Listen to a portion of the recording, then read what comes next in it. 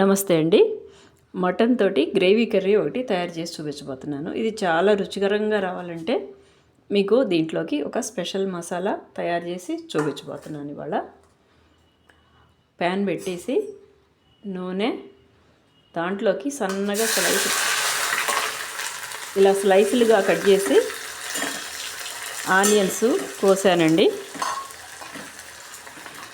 దీన్ని deep fry చేస్తాను. Deep fry అంటే ఈ ఆయిల్లోనే బాగా వేగేటట్టు చేస్తాను. మీడియం ఫ్లేమ్లో పెట్టాలండి, లేదంటే ఊరిని మాడిపోతాయి. ఈ కలర్లోకి గోల్డెన్ బ్రౌన్లోకి వచ్చినప్పుడు స్టవ్ ఆపేసి అవన్నీ తీసి వేరే బౌల్లో వేసుకోవాలండి. ఇలా బౌల్లోకి తీసుకొని పక్కన పెట్టుకున్నాక మళ్ళీ ఆ నూనెని అట్లాగే ఉంచేసి స్టవ్ ఆన్ చేయాలి. వేరే నూనె మార్చట్లేదండి. ఉల్లిపాయలు వేగినాయి కదా, బాగా మంచి వాసన వస్తుంది అన్నమాట. కూరలోకి ఉల్లిపాయలు వేస్తున్నాను.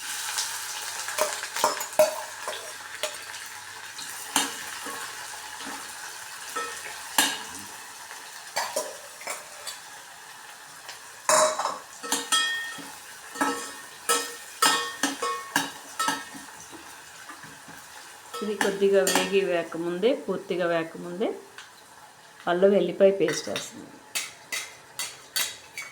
దీంట్లో కొద్దిసేపు లైట్గా ఉడకనివ్వాలి. ఈ పచ్చి వాసన అంతా పోయిందాక కొద్దిగా హైలో పెట్టుకొని వేయించుతున్నానండి.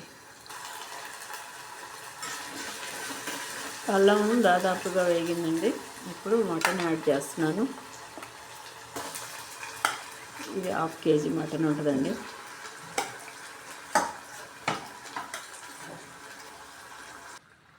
ఇప్పుడు దీనికి సరిపడా సాల్ట్ వేస్తున్నానండి.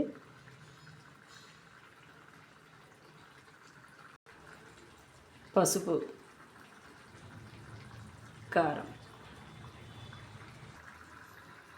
అన్నీ వేసిన తర్వాత ఒక చిన్న 1/2 గ్లాస్ తోటి వాటర్ పోసేసి అన్నీ కలిపేసి మూత పెట్టేసి ఒక 8 విజిల్స్ రానివ్వాలండి.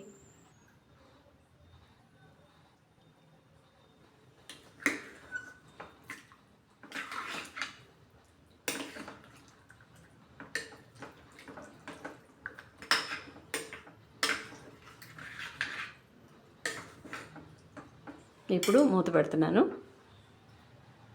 ఇప్పుడు గరం మసాలా యాడ్ చేయట్లేదండి. ఇప్పుడే వేస్తే చేదులాగా వస్తుంది.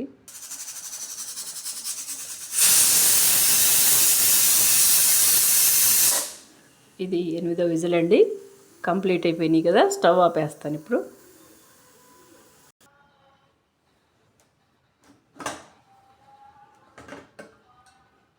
ఉడికిపోయిందండి. ఇప్పుడు దీనిలో నేను ఒక పేస్ట్ యాడ్ చేస్తున్నాను. చెప్పాను కదా, టేస్ట్ బాగుండడం కోసం.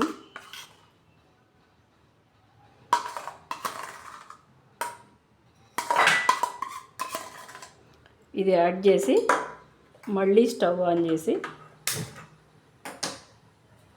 దీంతోపాటు గరం మసాలా కూడా వేసేసి, ఈ పేస్ట్ ఏంటో చెప్పమంటారా?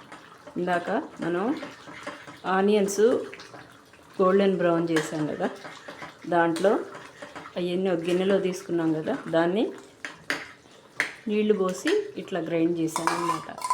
ఈ పేస్ట్ వేస్తే టేస్ట్ చాలా బాగుంటుందండి. మీరు ఈసారి ట్రై చేసి చూడండి. పూర్తిగా డిఫరెంట్ టేస్ట్ వస్తుంది అన్నమాట.